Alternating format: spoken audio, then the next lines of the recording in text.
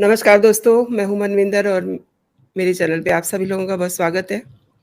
1991 में अयोध्या राम मंदिर आंदोलन के समय नूह में सांप्रदायिक हिंसा हुई थी। उसके बाद से लगभग 3 दशक तक नूह में ऑलमोस्ट शांति देखी गई। पिछले कुछ वर्षों में किन्हीं कारणों से कुछ-कुछ वहाँ पे धार्मिक जब जुलूस निकले, उस दौरान ऐसी घटनाएँ सुनाई दी। लेकिन उस वक़्त अमन कमेटियों की अपील के बाद ये घटनाएँ दब गईं, शांति बनी रही और जो नुकसान हुआ उसकी भरपाई कर दी गई। लेकिन अब हुए बवाल ने 3 दशक की शांति को पलीता लगा दिया है। हिंसा को लेकर के सियासत भी शुरू हो गई है। कई सारे सवाल उठ रहे हैं। नूह की हिंसा पर जिनके जवाब तलाशने की कोशिश करते हैं, मेरे साथ जुड़ चुके हैं वरिष्ठ पत्रकार अनिल भास्कर जी। अनिल जी, आपका बहुत-बहुत स्वागत है मेरे चैनल पे। नमस्कार और आपके सभी दर्शकों को मेरी ओर से खूब सारे नमस्कार, आदाब, सत श्री अकाल। अनिल भास्कर जी के बारे में मैं आपको दर्शकों को बता दूं, अनिल जी बहुत वरिष्ठ पत्रकार हैं और कई समाचार पत्रों में एज ए संपादक रह चुके हैं और इनका निरंतर अध्ययन मनन जारी है। तो अनिल जी, सबसे पहले मैं आपसे पूरी घटना पे एक नोट लेना चाहूंगी, क्या है ये सब? और दरअसल जैसा कि मनिंदर जी आपको मालूम है, पिछले 2 दिनों से ये सुर्खियों में बना हुआ है घटनाक्रम। ये एक ब्रिज मंडल यात्रा निकाली गई थी। मूलतः इसमें बजरंग दल और विहिप के कार्यकर्ता शामिल हुए थे। जी, यात्रा गोगांव से चली, नूह तक पहुंची और नूह में जो पौराणिक शिव जी का मंदिर है नल्हा जी, में, उस मंदिर में इन्हें जलाभिषेक करना था। जी, जी। जब यह दल गुड़गांव से चलता हुआ नूह पहुंचा है हुँ, और हुँ। वहां शिव मंदिर नल्हा पहुंचना था, उससे पहले ही काफिले पे हमला हो जाता है। कुछ पथराव होता है, कुछ पेट्रोल बम फेंके जाने की भी चर्चा आई है हुँ, और हुँ। कुल मिलाकर एक भगदड़ की स्थिति बनती है। जाहिर तौर पर मुझे लगता है कि दोनों तरफ से प्रतिरोध हुआ होगा, संघर्ष हुँ, हुआ हुँ।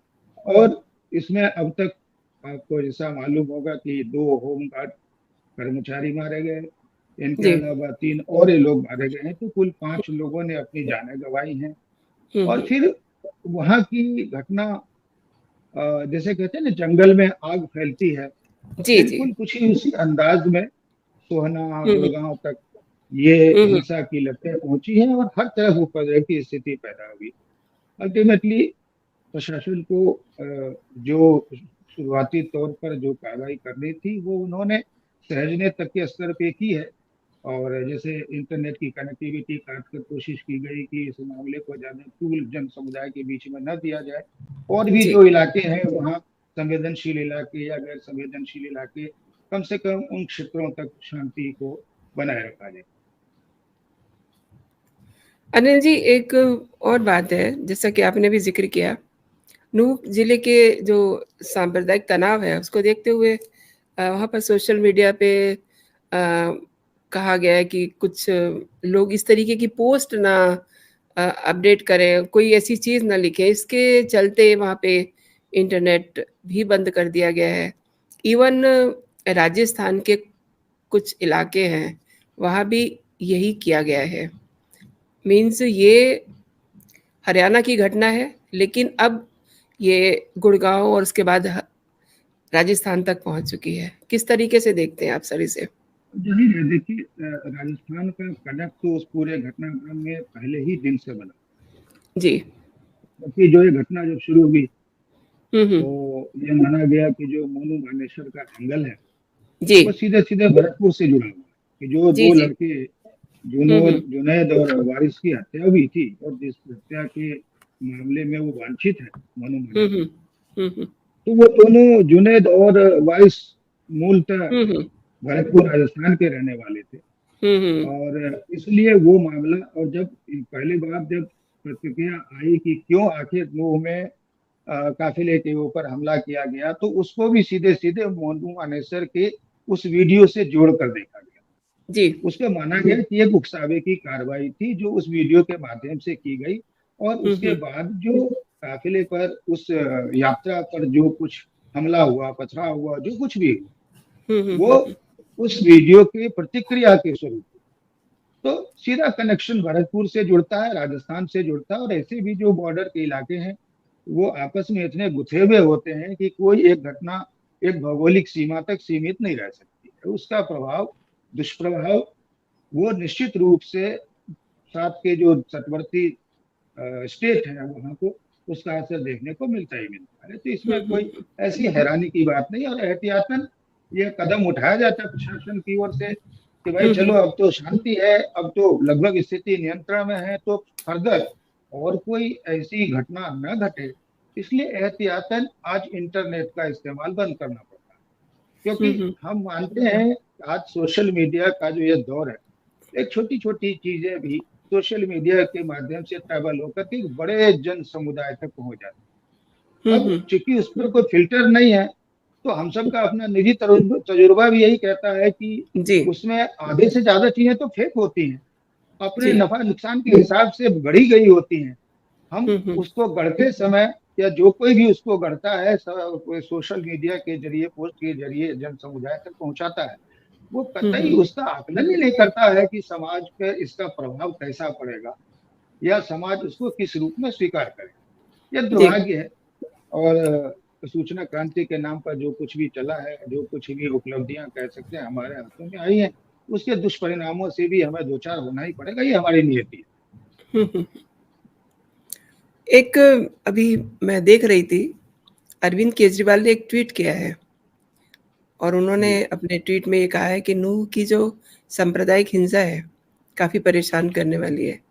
नो डाउट परेशान करने वाली तो है, लेकिन उन्होंने एक चीज़ और जोड़ी है इसमें, कि मणिपुर के बाद हरियाणा में इस तरह की हिंसा का संकेत अच्छा नहीं है।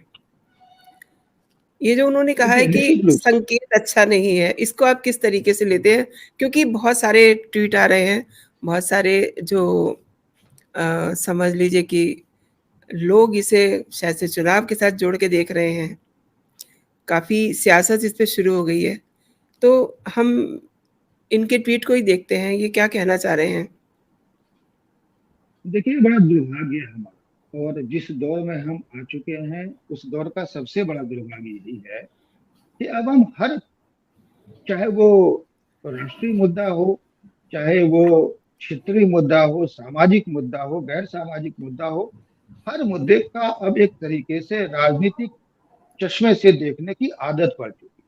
कम से जी। कम इन नेताओं को तो पढ़ी चुकी है, राजनीतिक हुँ, दलों को हुँ। पढ़ चुकी है, और उसकी एक हुँ, खास हुँ। वजह है कि आप पिछले दिनों का जो भी राजनीतिक घटनाक्रम देखे, मैं उसमें बहुत विस्तार से नहीं जाना चाहूंगा, लेकिन हुँ, उन घटनाक्रमों के अध्ययन के बाद यह बात तो स्पष्ट है कि दल बेशक अलग अलग विचारधाराओं के आधार पर बने, लेकिन राजनीति करते समय उनकी विचारधारा सिर्फ और सिर्फ सत्ता की इर्द गिर्द आकर सिमट गई है। अपनी कोई मूल विचारधारा जिसके आधार पर वो बने, आगे बढ़े, वो अब कतई उसमें परिलक्षित नहीं होता।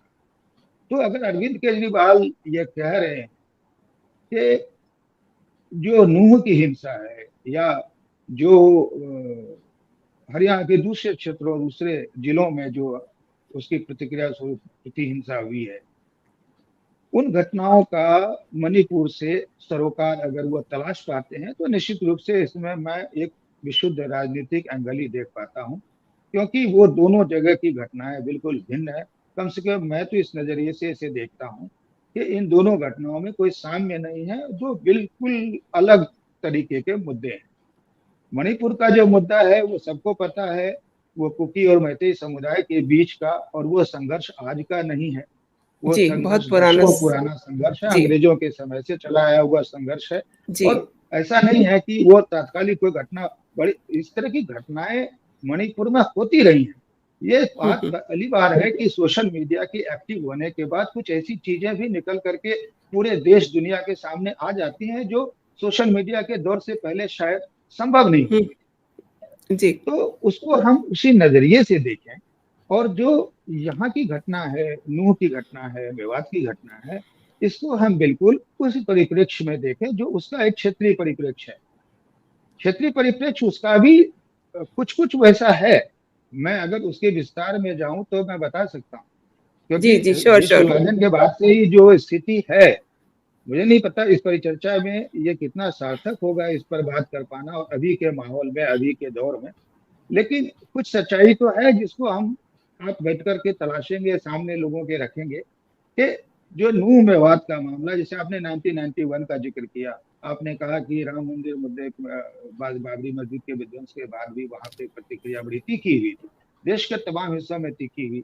लेकिन वह प्रतिक्रिया हुई, उसके बाद उस प्रतिक्रिया को काफी हद तक लोगों ने उस पर मिट्टी डाल दी, उसको दबा दिया।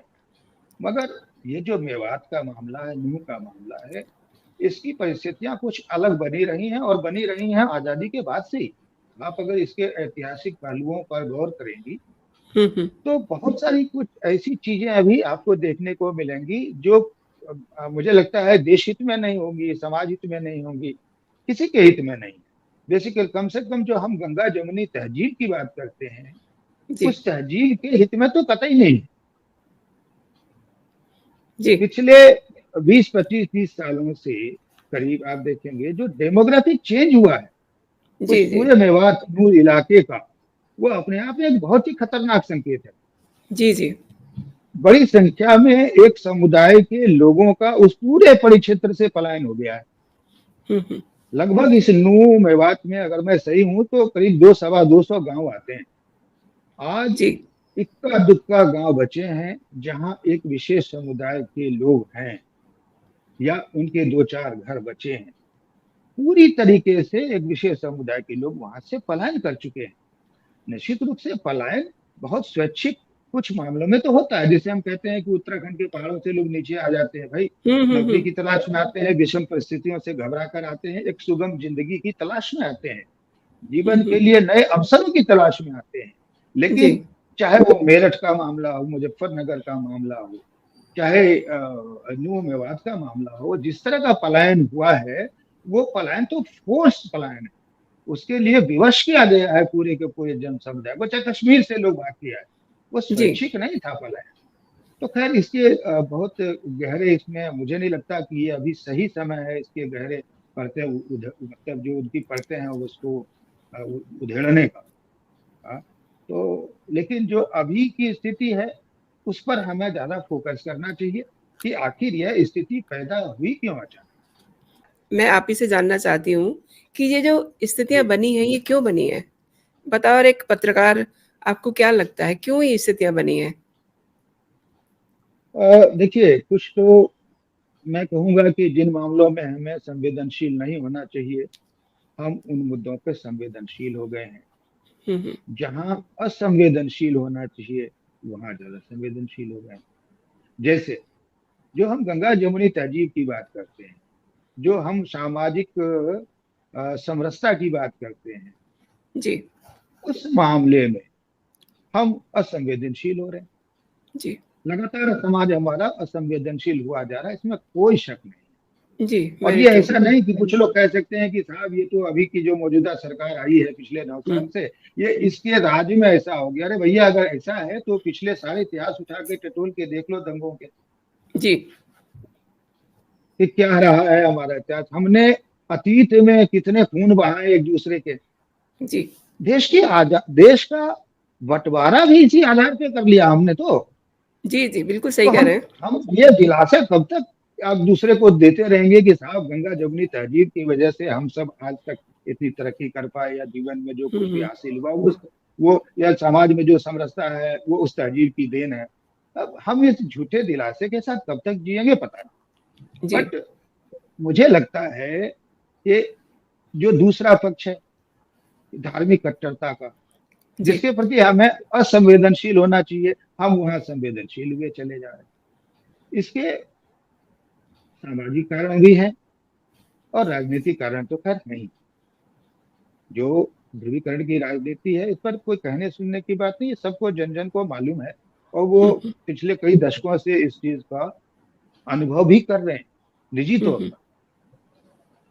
दूसरी बात की देखिए, हम एक एक भारतीय जनता पार्टी की बात करें अगर, तो भारतीय जनता पार्टी के बारे में हम ये मानते रहे हैं, कहते रहे हैं उनके विपक्षी तो और भी गंभीर गहरे आरोप लगाते रहे हैं कि ये पार्टी जो है वो सांप्रदायिक एक तरीके से एजेंडे को लेकर चलती, हिंदुत्व के एजेंडे को लेकर चलती।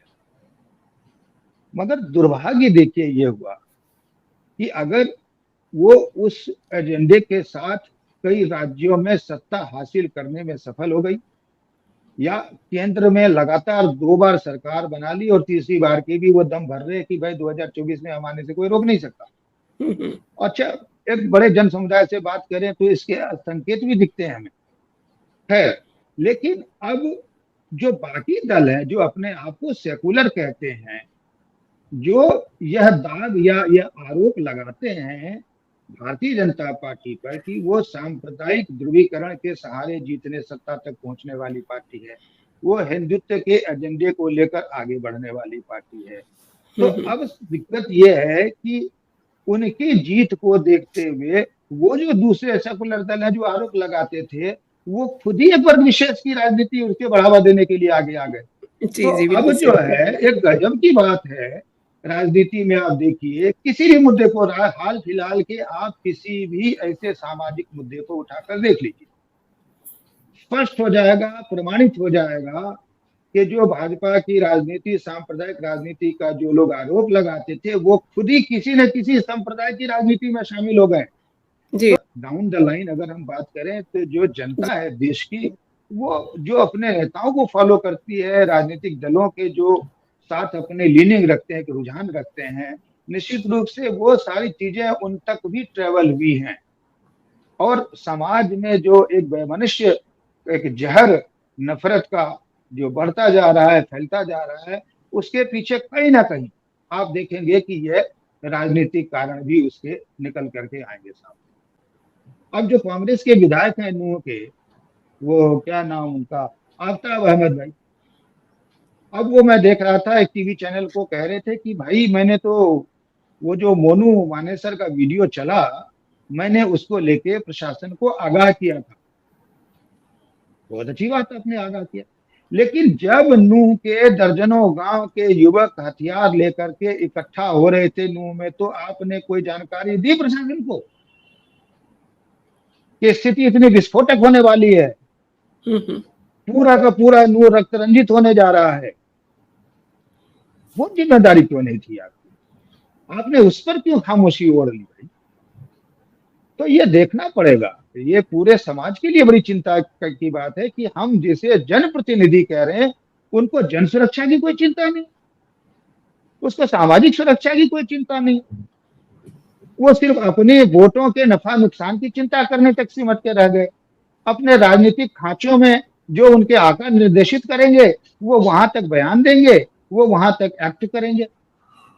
तो मुझे लगता है कि ये कहीं ज्यादा खतरनाक स्थिति है जिस तरफ हम बढ़ रहे हैं और निरंतर बढ़ रहे हैं। बहुत-बहुत धन्यवाद आपका मेरे चैनल पे आने के लिए। नमस्कार। Thank you. नमस्कार, नमस्कार, बहुत धन्यवाद।